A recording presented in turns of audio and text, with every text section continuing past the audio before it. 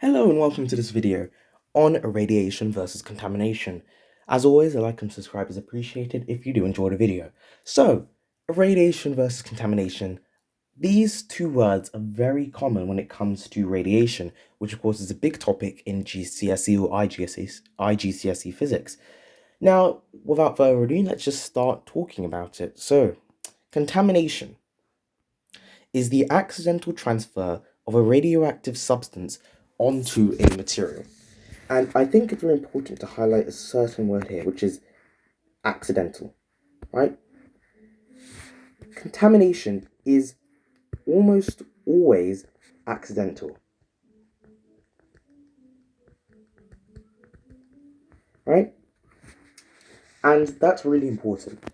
One of the main differences between irradiation and contamination is that irradiation is purposeful, whilst contamination is accidental. Now, the next thing that you need to know about contamination is that the material becomes radioactive. This is very important. The material becomes radioactive as the contaminated areas will start to emit radioactive isotopes. And basically, they'll emit radiation. And this is very important. So when a material is contaminated, let's say I have a desk here, and I drop my alpha source onto this desk. That's a symbol for alpha, by the way.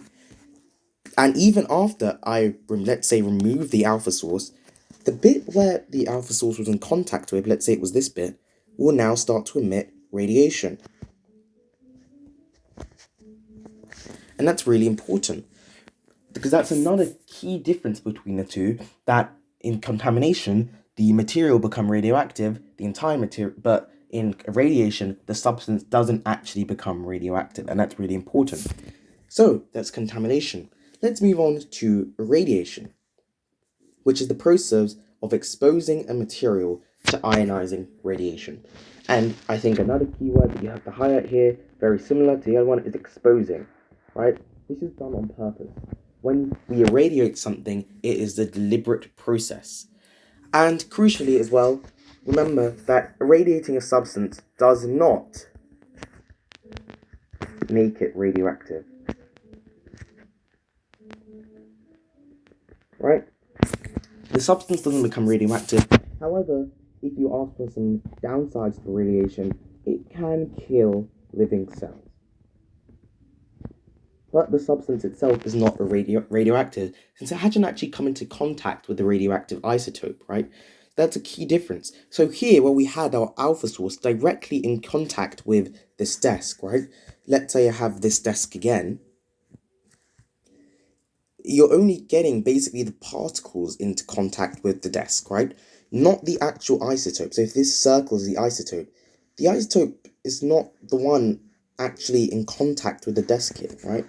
That is actually the radioactive particles from the isotope that is coming into contact with the desk. And therefore, once you move the isotope away, these go away, and this is not radioactive anymore. Well, it was never radioactive in the first place. Now, finally, some examples of radiation. So, first of all, we use medical equipment. So, if this is a forceps, we sometimes sterilize medical equipment with a radioactive source which irradiates it. And this removes microorganisms, bacteria. Okay?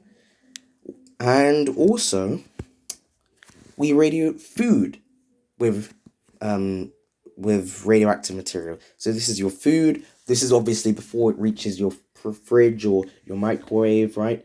This is just to remove microorganisms again, bacteria, and it helps it last longer. So yeah, we do irradiate food as well. Remember, the symbol I'm drawing here is the alpha radiation symbol. I'm not drawing the letter D. I'm just pretending that we're using alpha radiation for this. Of course, there are other of radiation, including beta and gamma as well. So, there you have it. Now we've gone through everything you need to know for GCSE physics when it comes to radiation versus contamination. As always, as I said at the beginning, a like and a subscribe as well as a share would be appreciated. Thank you for listening to this video. We've kept it under 5 minutes. I'll see you in the next one.